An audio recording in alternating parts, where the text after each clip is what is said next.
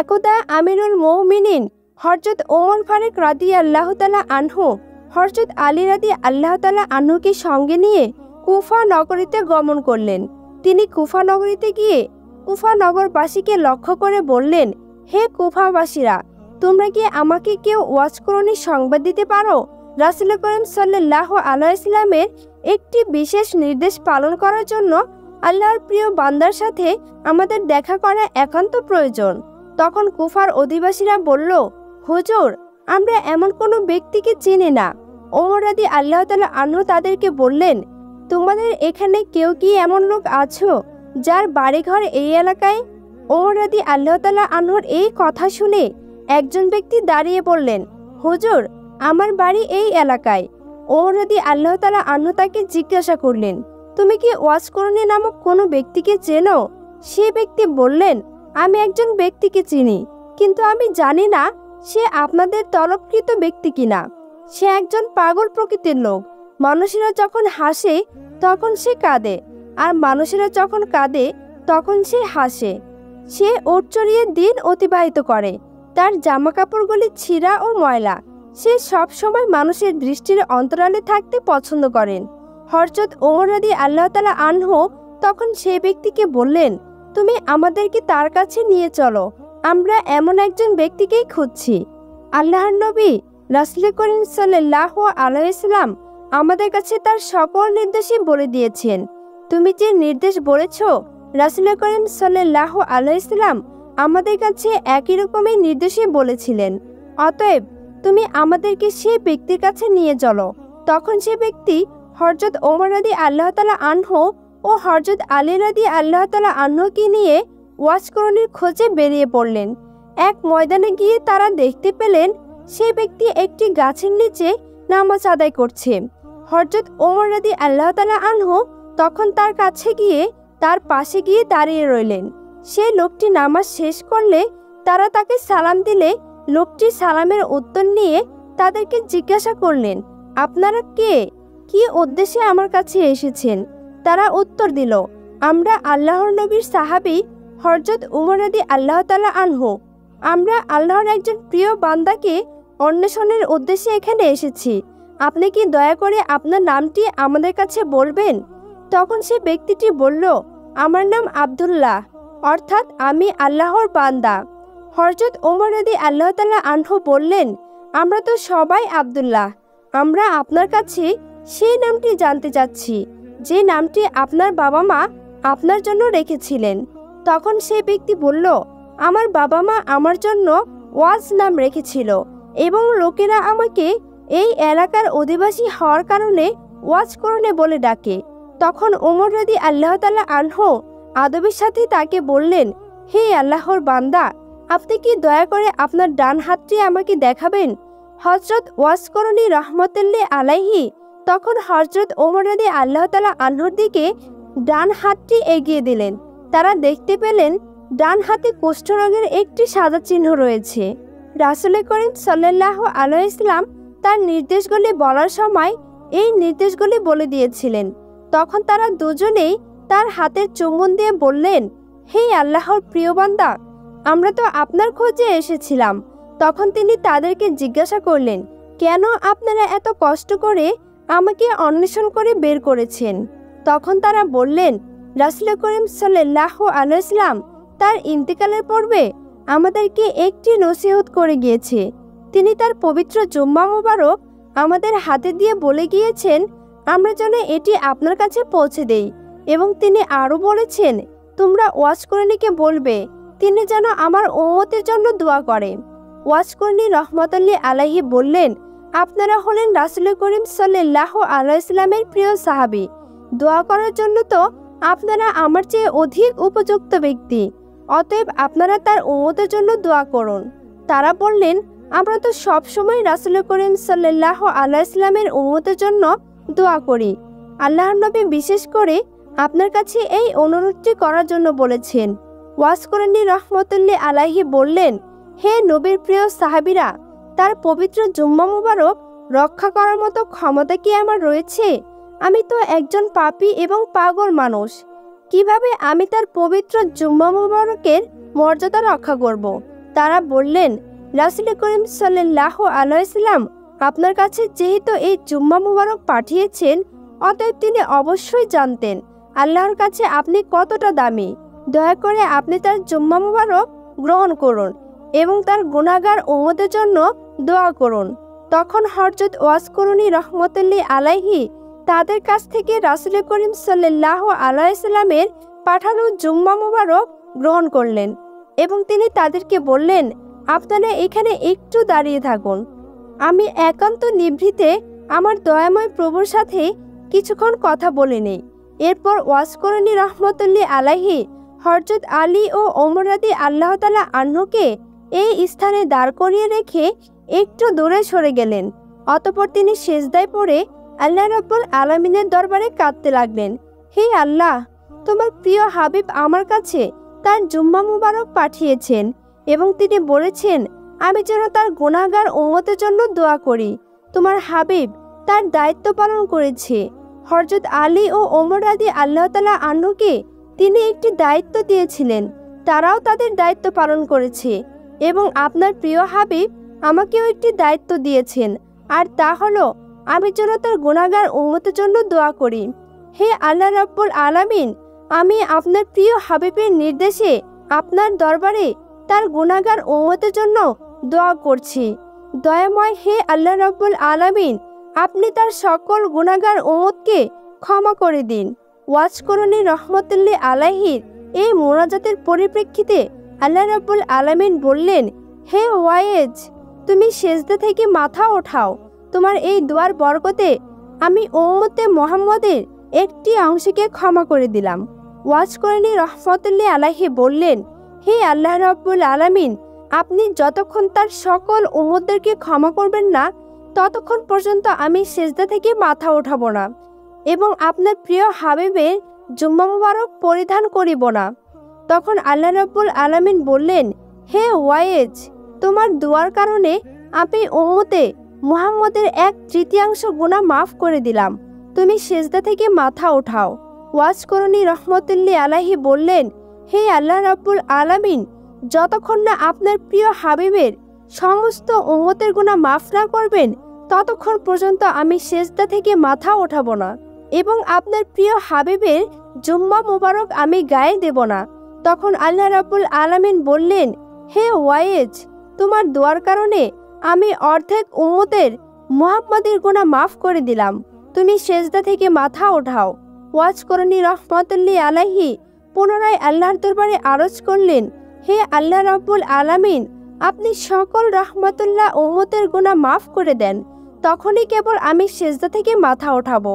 ওইদিকে দূরে দাঁড়িয়ে থাকা হযরত আলী ও ওমর রাদিয়াল্লাহু তাআলা আনহু অনেকক্ষণ পর্যন্ত দাঁড়িয়ে থাকার কারণে বিরক্ত বোধ করলে তখন তারা হযরত ওয়াস করণীর কাছে গিয়ে দেখতে চাইলেন আসলে তিনি কি করছেন। তখন হযরত ওমর ও আলী রাদিয়াল্লাহু তাআলা আনহু ওয়াস করণী রহমতুল্লাহ আলাইহির কাছে আসলেন।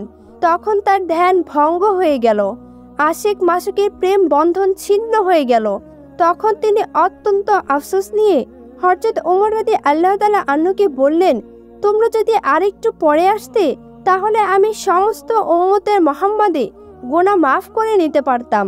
আপনারা আমার কাছে এগিয়ে আসায় আমার ধ্যান ভঙ্গ হয়ে গিয়েছে, যার কারণে আমি আল্লাহ রাব্বুল আলামিনের কাছ থেকে সমস্ত উম্মতের মুহাম্মাদের গুনাহ মাফ করে নিতে পারলাম না। তখন তারা আফসোসের সাথে আল্লাহ রাব্বুল আলামিনের দরবারে তওবা করে ফরিয়াদ করলেন, হে আল্লাহ রাব্বুল আলামিন, আপনার প্রিয় বান্দার ধ্যান ভঙ্গ করার জন্য আপনি আমাদেরকে ক্ষমা করে দিন। এরপর হযরত আলী রাদিয়াল্লাহু তাআলা আনহু ওয়াস করণী রহমতুল্লাহ আলাইহিকে বললেন, হে আল্লাহর বান্দা, আল্লাহর রাসূলকে কতটা ভালোবাসে, তারপরেও কেন আপনি তার জীবন দশায় মদিনায় এসে তার সাথে সাক্ষাৎ করেননি? ওয়াস করণী রহমতুল্লাহ আলাইহি তখন তাদেরকে জিজ্ঞাসা করলেন, আপনারা তো সবসময় রাসূল করিম সাল্লাল্লাহু আলাইহি সাল্লামের পাশেই ছিলেন, আচ্ছা বলুন তো, তার চেহারা মুবারকে যে ভুরুগুলো ছিল সেগুলো কি জোড়া লাগানো ছিল নাকি তার মাঝে কোনো ফাঁকা স্থান ছিল? হযরত ওমর রাদিয়াল্লাহু তাআলা আনহু বললেন, হে আল্লাহর প্রিয় বান্দা, রাসূল সাল্লাল্লাহু আলাইহি সাল্লামের সম্মানের মর্যাদার দিকে লক্ষ্য করে আমরা কখনোই তার চেহারার দিকে তাকাতে পারতাম না। তখন ওয়াসকরণী রহমাতুল্লাহ আলাইহি তাদেরকে বললেন, হে নবীর প্রিয় সাহাবীরা, কিন্তু আমি নবীকে কখনোই দেখি নাই, তারপরেও তোমাদেরকে বলে দিচ্ছি, রাসূল করিম সাল্লাল্লাহু আলাইহি সাল্লামের চেহারা মুবারকের ভুরুগুলি একত্রে জোড়া লাগানো ছিল। মূলত রাসূল করিম সাল্লাল্লাহু আলাইহি সাল্লামকে দেখার প্রবল বাসনা আমার মনেও ছিল, কিন্তু আমার একজন বৃদ্ধ অসুস্থ মা ছিল, তার সেবা যত্ন করার মতো আমি ছাড়া এই পৃথিবীতে আর কেউ ছিল না। তাই তাকে ফেলে রাসূল করিম সাল্লাল্লাহু আলাইহি সাল্লামের সাথে সাক্ষাৎ করার জন্য আমি কখনোই যেতে পারিনি। এরপর হযরত ওমর রাদিয়াল্লাহু তাআলা আনহু ওয়াসকরণী রহমাতুল্লাহ আলাইহির কাছে আরজ করলেন, আপনি আমার জন্য আল্লাহর কাছে একটু দোয়া করুন। ওয়াসকরণী রহমাতুল্লাহ আলাইহি বললেন, আমি কোনো ব্যক্তি বিশেষের জন্য দোয়া করি না, আমি আল্লাহর কাছে প্রতি নামাজের পরেই দোয়া করি। আমার প্রিয় হাবিবের যেই সকল উম্মতের ঈমান নিয়ে দুনিয়া থেকে বিদায় গ্রহণ করবে তাদেরকে তুমি ক্ষমা করে দাও। অতএব আপনি যদি ঈমান নিয়ে এই দুনিয়া থেকে বিদায় গ্রহণ করতে পারেন, তাহলে আমার এই দোয়া পরকালে আপনাকে খুঁজে নেবে। হযরত ওমর রাদিয়াল্লাহু তাআলা আনহু তখন তাকে বললেন, জনাব, আমি কি আপনার খুশির জন্য কুফার গভর্নরের কাছে একটি চিঠি লিখে দেব, যাতে প্রতি মাসে আপনাকে নির্দিষ্ট পরিমাণে একটা অর্থ প্রদান করেন, যার মাধ্যমে আপনি আপনার জীবন অতি সচ্ছলতার মাধ্যমে প্রবাহিত করতে পারেন। তখন ওয়াসকরণী রহমাতুল্লাহ আলাইহি ওমর রাদিয়াল্লাহু তাআলা আনহুকে 2টি দিরহাম দেখিয়ে বললেন, এই 2টি দিরহাম আমি উট চড়িয়ে উপার্জন করেছি, আপনি কি আমাকে নিশ্চয়তা দিতে পারবেন এই 2টি দিরহাম খরচ করার জন্য আমি জীবিত থাকতে পারবো? আর যদি আপনি আমার বেঁচে থাকার নিশ্চয়তা দিতে না পারেন, তাহলে আপনার নজর আলার কোনো প্রয়োজন আমার নেই। হযরত ওমর ফারুক রাদিয়াল্লাহু তাআলা আনহু তখন তার কথা শুনে অঝোর নয়নে কাঁদতে লাগলেন। অতঃপর তিনি বললেন, হে আল্লাহর বান্দা, এই পৃথিবীতে কে কার মৃত্যুর গ্যারান্টি দিতে পারে? হায় আফসোস, আমরা দুনিয়াকে নিয়ে কতটা ব্যস্ত পাগল হয়ে গেছি। আপনাদের মতো প্রিয় আল্লাহর বান্দা রয়েছেন বিধায় আল্লাহ রাব্বুল আলামিন আপনাদের ওছিলায় আমাদেরকে রিজিক দান করেছেন। যদি এই পৃথিবীতে আপনাদের মতো বান্দা না থাকতো, তাহলে হয়তো আল্লাহ রাব্বুল আলামিন আমাদের এক ফোঁটা পানিও রিজিক হিসেবে দান করতেন না। তখন ওয়াসকরণী রহমাতুল্লাহ আলাইহি তাদেরকে বললেন, এবার আপনারা আমাকে বিদায় দান করুন, আমি লোকচক্ষের অন্তরালে থাকতে সব সময় পছন্দ করি। ওমর রাদিয়াল্লাহু তাআলা আনহু তাকে বললেন, হে আল্লাহর প্রিয় বান্দা, কখনো যদি আপনার কোনো প্রয়োজন হয় তাহলে আমাদেরকে স্মরণ করবেন। ওয়াসকরণী রহমাতুল্লাহ আলাইহি বললেন, হে আল্লাহর নবীর প্রিয় সাহাবী, আল্লাহ রাব্বুল আলামিন আমার উত্তম অভিভাবক, আমি সব সময় আমার সকল প্রয়োজন তার কাছে ব্যক্ত করি, পৃথিবীর কোনো শ্রেষ্ঠ মাখলুকের কাছে ব্যক্ত করি না। এই বলে ওয়াসকরণী রহমাতুল্লাহ আলাইহি তাদের কাছ থেকে বিদায় গ্রহণ করলেন। একদা আল্লাহ রাব্বুল আলামিন হযরত জিবরাইল আলাইহিস সালামের মাধ্যমে রাসূল করিম সাল্লাল্লাহু আলাইহি সাল্লামকে জানিয়ে দিলেন, হে আল্লাহর নবী, আপনার প্রিয় সাহাবী বেলাল আর মাত্র 7 দিন এই দুনিয়াতে জীবিত থাকবে। 7 দিন পরে তিনি ইন্তেকাল করবেন। রাসূল করিম সাল্লাল্লাহু আলাইহি সাল্লাম আল্লাহ রাব্বুল আলামিনের পক্ষ থেকে এই সংবাদ জানার পরে তিনি তার বিশিষ্ট সাহাবী হযরত ওমর রাদিয়াল্লাহু তাআলা আনহুকে বললেন, হে আমার সাহাবীরা, আমি জানতে পারলাম আমার প্রিয় সাহাবী বেলাল আর 7 দিন পর এই দুনিয়া থেকে ইন্তেকাল করবে, কিন্তু আমি জানি আমার এই প্রিয় সাহাবী এখনো বিবাহের সুন্নত আদায় করেনি। তাই তোমরা যাও, মদিনার প্রতিটি ঘরে ঘরে খুঁজে দেখো আমার এই সাহাবীর সাথে কোনো পিতা তার মেয়েকে বিবাহ দিতে রাজি হয় কিনা। তবে তোমরা সেই পিতাকে অবশ্যই বলে দিবে বেলাল আর মাত্র 7 দিন জীবিত থাকবে। হযরত আলী ও ওমর ফারুক রাদিয়াল্লাহু তাআলা আনহু রাসূল করিম সাল্লাল্লাহু আলাইহি ওয়াসাল্লামের কাছ থেকে এই নির্দেশ পাওয়ার পরে হযরত বেলাল রাদিয়াল্লাহু তাআলা আনহুর জন্য পাত্রের সন্ধানে বেরিয়ে পড়লেন। তারা কন্যার পিতার কাছে গিয়ে বলতেন, আল্লাহর প্রিয় সাহাবী হযরত বেলাল রাদিয়াল্লাহু তাআলা আনহুর জন্য রাসূল করিম সাল্লাল্লাহু আলাইহি ওয়াসাল্লাম বিবাহের জন্য একজন পাত্রী খুঁজছেন। আপনারা কেউ কি আপনাদের কন্যাকে বেলালের সাথে বিবাহ দিতে রাজি আছেন? তাদের এই কথা শুনে কন্যার পিতা বলতে লাগলো, আমরা কেন আল্লাহর প্রিয় সাহাবী হযরত বেলালের হাতে আমাদের কন্যাকে তুলে দিব না? আমরা অবশ্যই তার সাথে আমাদের কন্যাকে বিবাহ দিতে যাই। এটা তো আমাদের জন্য একটি সৌভাগ্যের ব্যাপার হবে। তখন হযরত আলী ও ওমর রাদিয়াল্লাহু তাআলা আনহু তাদেরকে বললেন, কিন্তু তোমরা একটি বিষয় জেনে রাখো, হযরত বেলাল আর মাত্র 7 দিন এই পৃথিবীতে বেঁচে থাকবে। 7 দিন পরে তিনি ইন্তেকাল করবে। আল্লাহর রাসূল সাল্লাল্লাহু আলাইহি সাল্লাম তোমাদেরকে এই সংবাদটি জানিয়ে দিতে বলেছে। যখনই তারা জানতে পারলেন যে হযরত বেলাল আর মাত্র 7 দিন এই পৃথিবীতে বেঁচে থাকবে, তখন তারা বলতে লাগলো, যদি অবস্থা এমন হয় বেলাল 7 দিন পর এই পৃথিবী থেকে ইন্তেকাল করবে, তাহলে আমরা আমাদের কন্যাকে তার হাতে কোনোভাবে তুলে দিতে রাজি নয়। কারণ আমরা চাই না 7 দিন পর আমাদের কন্যা বিধবা হয়ে যাক। অতঃপর হযরত ওমর ও আলী রাদিয়াল্লাহু তাআলা আনহু মদিনার বিভিন্ন জায়গায় হযরত বেলাল রাদিয়াল্লাহু তাআলা আনহুর জন্য একজন মেয়ে খুঁজতে লাগলেন, কিন্তু তারা কোনো মেয়ে খুঁজে পাচ্ছিলেন না। খুঁজতে খুঁজতে তারা একটি জঙ্গলে পৌঁছে গেল। সেখানে গিয়ে তারা দেখতে পেল এক ব্যক্তি সেই জঙ্গলে থাকছে। সেই ব্যক্তি যখন ওমর রাদিয়াল্লাহু তাআলা আনহুকে দেখলেন, তিনি জিজ্ঞাসা করলেন, হে আল্লাহর বান্দারা, আপনারা কি উদ্দেশ্যে এই জঙ্গলে আমার ঘরে আগমন করেছেন? হযরত আলী ও ওমর রাদিয়াল্লাহু তাআলা আনহু তার কথা শুনে বললেন, আমরা আল্লাহর নবীর সাহাবী হযরত ওমর ও আলী। আমরা রাসূল করিম সাল্লাল্লাহু আলাইহি ওয়াসাল্লামের নির্দেশে একজন প্রিয় সাহাবী হযরত বেলালের জন্য একজন মেয়ের সন্ধান করছি, যার সাথে তার বিবাহ দেওয়া যায়। তখন সে ব্যক্তি বলল, যদি তাই হয় তাহলে তো আমার একজন মেয়ে আছে। আমি তাকে আল্লাহর প্রিয় সাহাবী হযরত বেলালের হাতে তুলে দিতে চাই। আর কেনই বা আমি আমার কন্যাকে তার হাতে তুলে দিতে চাইব না? কারণ তিনি তো আল্লাহর নবীর একজন প্রিয় সাহাবী। তার হাতে আমার কন্যাকে তুলে দিতে পারলে আমি নিজেকে সৌভাগ্যবান মনে করব। তখন হযরত আলী ও ওমর রাদিয়াল্লাহু তাআলা আনহু তাকে বললেন, তবে তুমি এই কথাটিও জেনে রাখো, আল্লাহর সেই প্রিয় সাহাবী এই দুনিয়াতে আর মাত্র 7 দিন বেঁচে থাকবে। 7 দিন পরেই তিনি ইন্তেকাল করবে।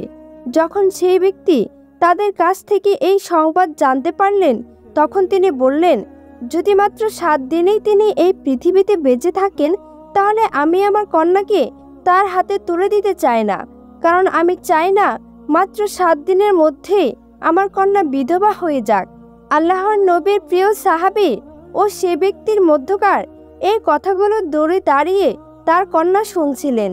তার কন্যাটি যখন দেখলেন তার পিতা আল্লাহর নবীর সাহাবীর সাথে তার বিবাহের কথা বাতিল করে দিচ্ছে, তখন সে ডাক দিয়ে বললেন, আব্বাজান, আমি এই বিবাহে রাজি আছি। আপনি কিভাবে এমন বিবাহের পয়গম্বর প্রত্যাখ্যান করতে পারেন, যে পয়গাম আল্লাহর নবী রাসূল করিম সাল্লাল্লাহু আলাইহি ওয়াসাল্লাম সরাসরি নিজে থেকে পাঠিয়েছেন? আব্বাজান, আমার জীবনে যত কষ্টই হোক না কেন, আমি চাই রাসূল করিম সাল্লাল্লাহু আলাইহি ওয়াসাল্লামের নির্দেশটি পালন করতে। এরপর আল্লাহর নবীর প্রিয় সাহাবী হযরত বেলালের সাথে সেই কন্যার বিবাহ হয়ে গেল। হযরত বেলাল রাদিয়াল্লাহু তাআলা আনহু তখন তাকে জিজ্ঞাসা করলেন, হে আল্লাহর বান্দি, তুমি এ কথা জানার পরেও কেন আমাকে বিবাহ করলে? আমি কেবলমাত্র 7 দিন পৃথিবীতে জীবিত থাকব। 7 দিন পর তো তুমি বিধবা হয়ে যাবে। তখন সেই মেয়েটি উত্তর দিলেন, হে আল্লাহর প্রিয় সাহাবী, যদি 7 দিন পর আমি বিধবা হয়ে যাই, তারপরেও আমি আমার জীবন দিয়ে রাসূল করিম সাল্লাল্লাহু আলাইহি ওয়াসাল্লামের একটি নির্দেশ পালন করতে পেরেছি। এই জন্য আমি আমাকে নিজেকে ধন্য মনে করছি। আর আপনার মতো আল্লাহর নবীর একজন প্রিয় সাহাবীকে আমার স্বামী হিসেবে পাওয়া তো আমার পরম সৌভাগ্যের ব্যাপার। হযরত বেলাল রাদিয়াল্লাহু তাআলা আনহু যেদিন ইন্তেকাল করবে, সেদিন তার বিবিকে বললেন, বিবি, আজ রাতেই তো আমি ইন্তেকাল করব। ইন্তেকালের পূর্বে আমার মনে চাচ্ছে কিছু রুটি ভক্ষণ করার। অতএব তুমি যাও, প্রতিবেশীর বাড়ি থেকে কিছু আটা এনে আমার জন্য কয়েকটি রুটি তৈরি করো। হযরত বেলাল রাদিয়াল্লাহু তাআলা আনহুর স্ত্রী তার কথা মতো 7টি রুটি তৈরি করে তার সামনে পরিবেশন করলেন।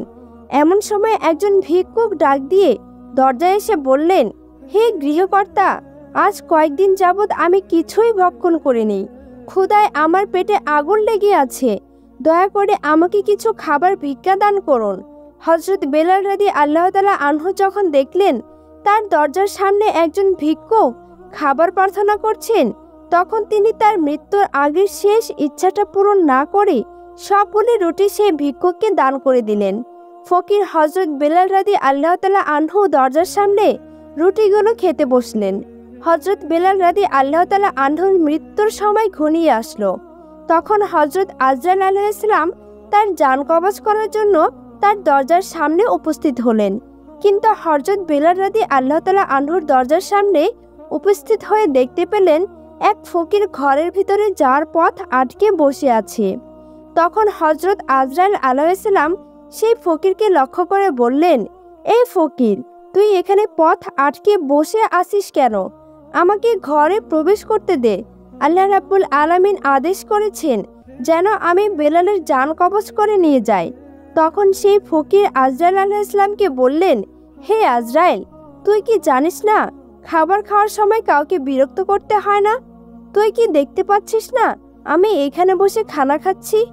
হযরত আজরাইল আলাইহিস সালাম যখন দেখলেন ফকির কোনোভাবে তার পথ ছাড়ছে না, তখন তিনি আল্লাহ রাব্বুল আলামিনের কাছে গিয়ে বললেন, হে আল্লাহ রাব্বুল আলামিন, আমি আপনার হুকুমে আপনার বান্দা বেলালের জান কবজ করতে গিয়েছিলাম, কিন্তু সেখানে গিয়ে দেখি এক ফকির বেলালের ঘরে দরজার সামনে পথ আটকে বসে আছে। আমি তার কারণে বেলালের ঘরে প্রবেশ করতে পারছি না এবং তার জান কবজ করতে পারছি না। তখন আল্লাহ রাব্বুল আলামিন আজরাইল আলাইহিস সালামকে বললেন, হে আজরাইল, আমার যে বান্দা বেলালের ঘরের সামনে বসে আছেন সে আমার অত্যন্ত প্রিয় ভালোবাসার একজন পাত্র। খবরদার, তুই তার সাথে কোনো রকম বেয়াদবি করিস না। এখন গিয়ে তুই আদবের সাথে তাকে জিজ্ঞাসা কর সে কি চায়। যদি তার কোনো দাবি থাকে তুই তার দাবি পূরণ কর, তারপরে হযরত বেলালের জান কবজ করে নিয়ে আসিস। আল্লাহ রাব্বুল আলামিনের এই নির্দেশে হযরত আজরাইল আলাইহিস সালাম আবার হযরত বেলাল রাদিয়াল্লাহু তাআলা আনহুর দরজার সামনে আসলেন তার জান কবজ করার জন্য। কিন্তু তখনও তিনি দেখতে পেলেন সেই ফকির হযরত বেলালের দরজার সামনে বসে রুটিগুলি ভক্ষণ করছেন। এবার হযরত আজরাইল আলাইহিস সালাম সেই ফকিরকে বললেন, হে আল্লাহর প্রিয় বান্দা, বলো তুমি বেলালের দরজা থেকে সরে যাওয়ার জন্য কি চাও? আল্লাহ রাব্বুল আলামিন বলেছেন, তুমি যা চাইবে আল্লাহ রাব্বুল আলামিন তোমাকে তাই দান করবে। তখন সেই ফকির বলল, বেলাল আমাকে 7টি রুটি দান করেছেন, আর আল্লাহ রাব্বুল আলামিন বলেছে যে 1 গুণ দান করবে তার বিনিময়ে আল্লাহ তাকে 10 গুণ বাড়িয়ে দেবেন। আমি চাই বেলালের এই 7টি রুটির বিনিময়ে তাকে 70 বছর হায়াত দান করা হোক। ফকিরের কথা শুনে হযরত আজরাইল আলাইহিস সালাম বললেন, এটা তো অসম্ভব। আল্লাহ রাব্বুল আলামিন আমাকে জান কবজ করার নির্দেশ দিয়েছেন, অতএব আমাকে তার জান কবজ করে আল্লাহ রাব্বুল আলামিনের হুকুম পালন করতেই হবে। তুমি এছাড়াও অন্য কিছু চাও, এটা ছাড়া তুমি যা চাইবে আল্লাহ রাব্বুল আলামিন তোমাকে তাই দান করবে। তখন সেই ফকির বলল, আমি এছাড়া অন্য কিছুই চাই না। দুনিয়ার কোনো ধন সম্পদ, পার্থিব সুখ শান্তি কোনো আশাই আমার নেই। আমি চাই আল্লাহর সাহাবী হযরত বেলালের হায়াত 70 বছর পর্যন্ত বৃদ্ধি করে দেওয়া হোক। হযরত আজরাইল আলাইহিস সালাম বললেন, তোমার এই দাবি আমি কোনোভাবেই পূরণ করতে পারবো না। আল্লাহ রাব্বুল আলামিন আমাকে তার জান কবজ করার নির্দেশ দিয়েছেন, অতএব আমাকে তার জান কবজ করতেই হবে। তখন সেই ফকির বলল, আজরাইল, আল্লাহ তাআলা পারেন না এমন কোনো কাজ নেই। আল্লাহ রাব্বুল আলামিন যদি বেলালের হায়াত বৃদ্ধি না করে দেন তাহলে আমি 70 বছর যাবৎ 7টি রুটির বেলালের দরজার সামনে বসে ভক্ষণ করব। আর এভাবে না তুমি বেলালের ঘরে প্রবেশ করতে পারবে আর না তার জান কবজ করতে পারবে। রাসূল করিম সাল্লাল্লাহু আলাইহি ওয়াসাল্লাম পবিত্র হাদিস শরীফে ঘোষণা করেছেন, আল্লাহ রাব্বুল আলামিনের এই দুনিয়াতে আল্লাহর এমন কিছু প্রিয় বান্দা রয়েছে, লাউ আকসামা আল্লাহি লা আবরাহু, যদি তারা আল্লাহ রাব্বুল আলামিনের নামে কোনো শপথ করে কথা বলে দেন তাহলে আল্লাহ রাব্বুল আলামিন অবশ্যই তাদের সেই দাবি পূরণ করবে। হযরত বেলালের ঘরের সামনে যে ফকির বসেছিলেন তিনি সাধারণ কোনো ফকির ছিলেন না, তিনি ছিলেন আল্লাহ তাআলার রাসূলের পাগল হযরত ওয়াসকুরনি রাহমাতুল্লাহি আলাইহি। হযরত ওয়াসকুরনি রহমতুল্লাহ আলাইহি যখন আল্লাহ রাব্বুল আলামিনের কাছে হযরত বেলালের হায়াত বৃদ্ধির জন্য দাবি করে বসলেন, তখন আল্লাহ রাব্বুল আলামিন এই দাবি আর পূরণ না করে পারলেন না। তখন তিনি হযরত আজরাইল আলাইহিস সালামকে ডাক দিয়ে বললেন, হে মালাকুল মউত আজরাইল, আমার প্রিয় বান্দা ওয়াসকুরনি একটি দাবি করে বসেছে, আর আমি আল্লাহ সেই দাবি পূরণ করব না, এটা কিভাবে হতে পারে? হে আজরাইল, তুমি ফিরে আসো। আমি আমার প্রিয় বান্দা হযরত ওয়াসকুরনির দাবি মঞ্জুর করে নবীর প্রিয় সাহাবী হযরত বেলালের ৭০ বছর হায়াত বৃদ্ধি করে দিলাম। প্রিয় দর্শক, এই ছিল হযরত বেলাল রাদিয়াল্লাহু তাআলা আনহুর বিবাহের জীবনের কিছু ঘটনা ও ওয়াসকুরনি রহমতুল্লাহ আলাইহির কিছু অলৌকিক ঘটনা। মহান আল্লাহ তাআলা আমাদের সকলকে এই তাৎপর্যপূর্ণ ঘটনা থেকে শিক্ষা গ্রহণ করে নিজেদের জীবনে আমল করার তৌফিক দান করুক। আমিন।